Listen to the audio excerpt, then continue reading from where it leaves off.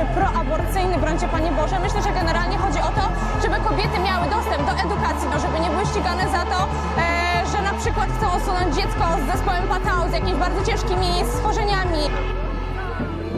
No są te sytuacje, że kobiety są gwałcone i potem zmuszanie je, żeby urodziły takie dziecko. I nie podoba mi się to, że w ogóle musimy taki temat podejmować. Mamy XXI wiek.